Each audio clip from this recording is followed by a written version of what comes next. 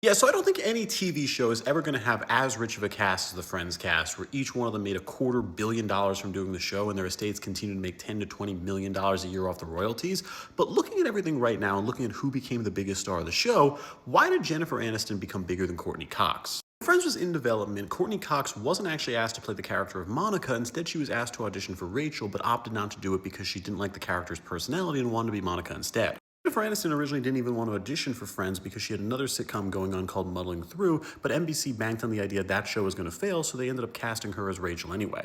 Still, making the show, a lot of people would have guessed Courtney Cox would have ended up the bigger star because originally she was supposed to be the main character of Friends. Friends wasn't supposed to be 6 evenly distributed characters, but it was supposed to be Courtney Cox leading this group of friends, and the first episode was originally titled Monica Gets a Roommate. The reason why that changed was because of how things were going in pre-production. Looking at that, if you look at all the posters for season 1 of Friends, it always shows Courtney Cox and Matt LeBlanc's characters together, where Jennifer Aniston and David Schwimmer's characters are never together. And the reason was that was intentional because they envisioned these two to be the main romance of the show and not these two. The problem was these two guys really just didn't work well together on screen. They were friends in real life, they were great friends doing the show, but when they tried to do romantic scenes together, it didn't work, so they ended up rewriting the pilot and rewriting the first season to have them not be a couple and instead focus on Ross and Rachel. That really helped Jennifer Aniston out big time because everyone liked these two together. They liked watching them break up. They liked them being in a bitter breakup. They liked them becoming friends again. They liked seeing them get together. They liked seeing them have a kid. And they became really the main focus of the show, where the creators said they'd get thousands of letters every single month asking what will happen with their relationship.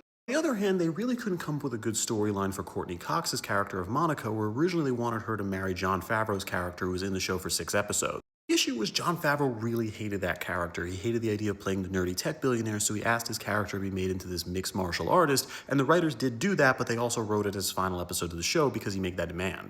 Then they eventually had Monica get together with Matthew Perry's Chandler, where they originally didn't want to do that relationship on the show, but they only did it after thousands of letters came in saying they wanted the two of them together. But then after their characters hooked up, they couldn't really come up with an interesting story for Monica, so she was really just there for the final few seasons and not as big of a part. But meanwhile, Jennifer Aniston's personal life was able to help her outside of the show Friends, where she was attached to Brad Pitt, who's known for being this big movie star, and even though their marriage didn't work out, it did help elevate Jennifer Aniston's fame out of the show Friends. On the flip side, there was Courtney Cox, who had early success trying to break into movies, doing hits like Ace Ventura and the Scream movies. But in the 2000s, she had a ton of other flops like 3,000 Miles to Graceland and a bunch of other movies that just didn't work. Because of that, she went to TV to do the show Cougar Town, which was successful, but ultimately it put her back as being a TV star.